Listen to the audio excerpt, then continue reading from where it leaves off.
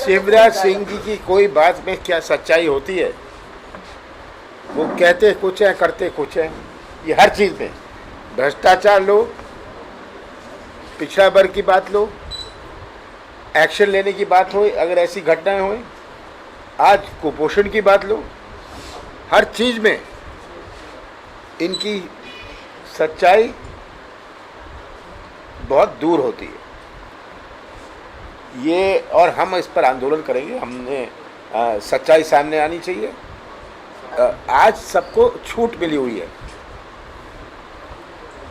अत्याचार पर छूट, भ्रष्टाचार पर छूट। ये जानते हैं कि इनके आखिरी 11-12 महीने बचे हैं, तो जितना लूट लो लूट लो। सर, जबलपुर में आदिवासियों को लेकर बड़ा कार्यक्रम हो रहा है। श्रद्धांजलि कार्यक्रम, प्रधानमंत्री भी पहले आए थे, अमित शाह भी आए थे। क्या सरकार का फोकस अब आदिवासी वोट बैंक पर है? राष्ट्रपति सरकार का फोकस आदिवासी समाज को बांटने पर है। भील बिलाला को बांटो, गोंड कोरकू कोल को बांटो, ताकि आदिवासी समाज जो हमेशा एक रहा है वो एक नहीं होए। उनका वो लक्ष्य है। बहाना एक इवेंट का होता है, पर अंत में आप देखें ये एक ऐसी जागृति पैदा कर रहे हैं आदिवासी समाज में कि अलग अलग संगठन जो आदिवासी समाज की उपजातियां हैं उनकी संगठन बना के उनको ये पैसा देके, प्रलोभन देके कि आप ये करिए ताकि आदिवासी समाज बढ़ जाए। ये इनका प्रयास है कि किसी तरह हम देश के समाज को बांटें, हिंदू के नाम पर, धर्म के नाम पर, जाति के नाम पर। ये अब शुरू करेंगे कि जातियों के आधार पर भी बांटें। ये इनका गेम प्लान है। हमें समझनी चाहिए कि ये क्या, इनकी राजनीति क्या है। आज चीता छोड़े प्रधानमंत्री आए और चीता छोड़े, कुपोषण की बात नहीं, बेरोजगारी की बात नहीं। ये तो आज हालात है और ये सोचते हैं कि ये फिर से ध्यान मोड़ पाएंगे, जनता का ध्यान, जो सही मुद्दे हैं, जो असली मुद्दे हैं, आज जो देश के भविष्य और हर परिवार के भविष्य से जुड़े हैं, इनसे ध्यान मोड़कर। अगर हमारा श्योपुर जिला सबसे ज़्यादा कुपोषण है वहाँ, ये तो आंकड़े बताते हैं, मैं आरोप नहीं लगा रहा, मैं तो आंकड़े बता रहा हूँ। ये 1 महीने बाद चीता छोड़ सकते थे। शिवराज सिंह जी जाके कैंप करते, कुपोषण के उपाय निकालते, उसमें कार्रवाई शुरू करते, पर वो गए ठाठ से। और आज श्योपुर जिला सबसे गरीब ज़िलों में से है। श्योपुर ज़िले को की भविष्य के लिए उनकी कोई सोच नहीं थी, और मोदी जी लेक्चर दे रहे हैं ये पर्यावरण के लिए, बायोडाइवर्सिटी के लिए, इन सब चीज़ों के लिए सही है। ये क्या ये नाटक चल रहा है? अरबों रुपया खर्च कर दिया, करोड़ों। ये यहाँ तो गिर के लायन आने थे, शेर आने थे।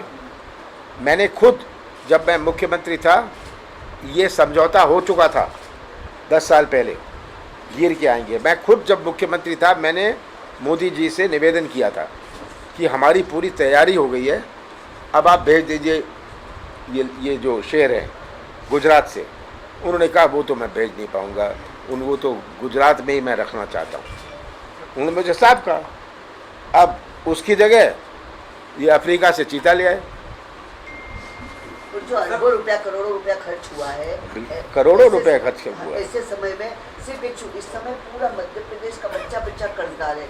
इसको लेकर क्या आप लोग आवाज़ नहीं उठाएंगे? हम उठा रहे, लगातार उठा रहे, जगह जगह। आज देखिए, ये भोपाल में बैठ के आवाज़ उठानी एक बात है, स्थानीय राजनीति हो गई है। हर गांव में ये आवाज़ उठे, और आज हमें लोगों को समझाने की आवश्यकता इतनी नहीं है। लोग बहुत समझ रहे हैं। मतदाता आज बहुत समझदार हो गए।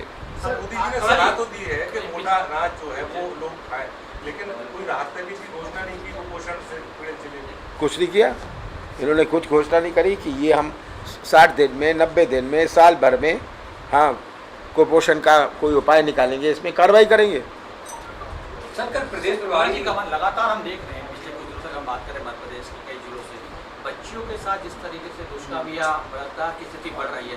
राजधानी भोपाल में हम देखिए पिछले अगर मास्को के मामले लगातार 3 दिन में 3 केस, ये तो हो रहा है। देखिए आज सबसे ज़्यादा अत्याचार, सबसे ज़्यादा पुलिस की अव्यवस्था, कानून अव्यवस्था, ये आज पूरे प्रदेश में है।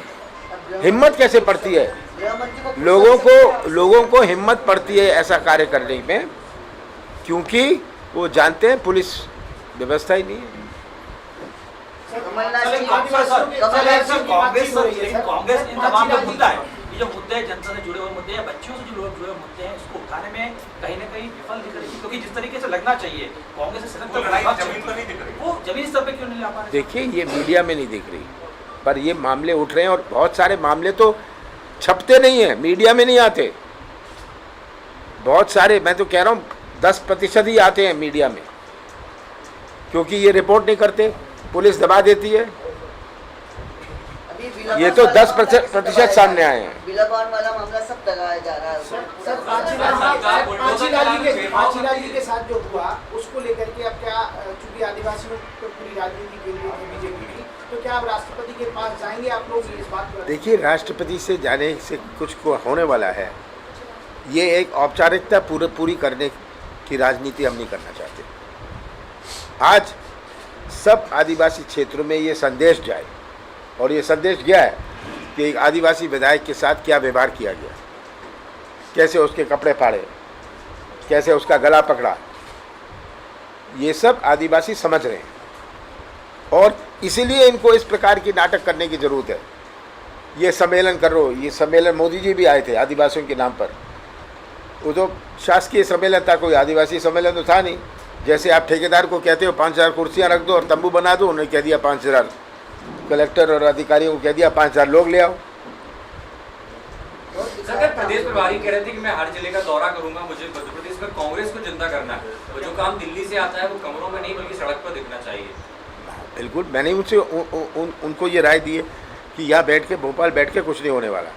मैंने कहा आप जिले जिले में जाके सबकी बात सुनिए। सर कांग्रेस को जिंदा करना है मींस अभी तक क्या कांग्रेस नहीं जिंदा, देखो मैं हमेशा कहता हूँ कि हम लेकर तैयार करना मतलब जिंदा। हाँ बिल्कुल, उत्साहित करना। आपकी तैयारी जोरों शोर पे चल रही है। बिल्कुल चल रही सर है। वो 23 जिंदा करने वाला था क्या वो कह रहे हैं जिंदा करना है कार्यकर्ताओं को, कांग्रेस को जिंदा करना है।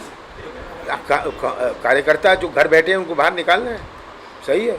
बहुत सारे कार्यकर्ता घर बैठे हैं।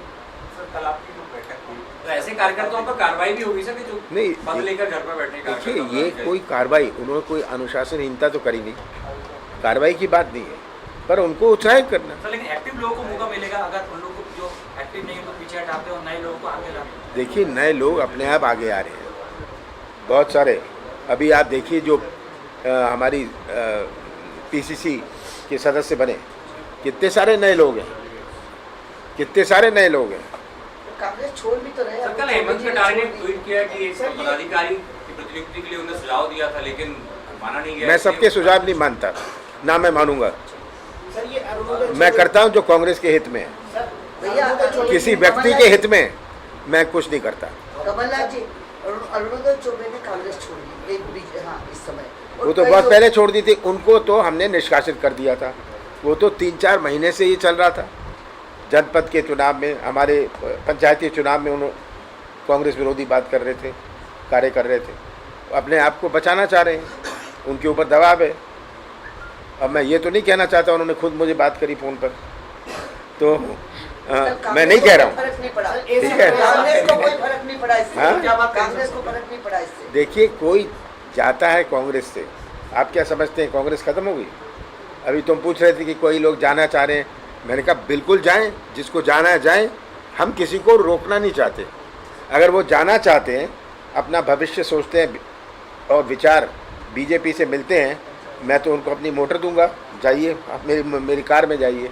मैं किसी के खुशामद करने में, जो कर रहे हैं अपनी निष्ठा से कर रहे हैं। कोई दबाव से कुछ नहीं करता, अपनी निष्ठा से, कांग्रेस के प्रति अपनी निष्ठा से करता है, और वो करे। पर जाने का लेकिन जिस महत्व तरीके का दबाव बीजेपी की तरफ से आ रहा है, बीजेपी की तरफ से दबाव, बीजेपी की तरफ से परेशानी। अरे कितने महीने उनको फरार रहना पड़ा, कितने केस हैं, 307 से लेके पता नहीं 302 तक, वो तो आप चेक कर लीजिए कितने केस हैं। अब सब समाप्त हो जाएंगे। अब बीजेपी ये राजनीति है, पहले केस चलाओ, फर्जी केस चलाओ, और ये सब बातें 12-13 महीने बाद उजागर होंगी, इसमें कोई शक। इस तरीके से दबाव बनाया जा रहा है कि कांग्रेस के नेताओं पर, जैसे आप बोल रहे हैं अरुण चौबे पर दबाव बनाया गया, फिर पार्टी में शामिल कराने। देखिए, दुख की बात तो ये है कि आज कोई कानून नहीं है,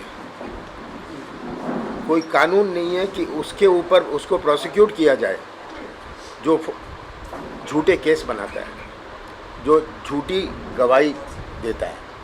ऐसा कोई कानून नहीं है। ऐसा कानून होता तो बहुत सारी ऐसी चीज़ें नहीं होती। सर, कल आपकी जो बैठक हुई जिसमें सोनिया गांधी तय करने प्रदेश अध्यक्ष को होगा, उसको लेकर बीजेपी सवाल खड़े कर रही है कि फिर लोकतंत्र को तोड़ दिया, कांग्रेस ने जो है एक बार फिर से पाले में चेंज। तो क्या ये नड्डा जी और ये अमित शाह कोई चुने हुए व्यक्ति थे? चलिए लास्ट क्वेश्चन। हाँ, सर, चलिए। मैं सिर्फ इतना पूछ रहा हूँ कि जिस तरीके का दबाव कांग्रेस के अलग अलग दलों के कार्यकर्ताओं पे आ रहा है, कांग्रेस इससे कैसे बचाएगी अपने कार्यकर्ताओं? देखिए, ये दबाव लगा सकते हैं, प्रलोभन दे सकते हैं, पैसे दे सकते हैं, पर आप किसी का दिल, दिमाग और आत्मा नहीं खरीद सकते। दिल, दिमाग और आत्मा आप दबा नहीं सकते।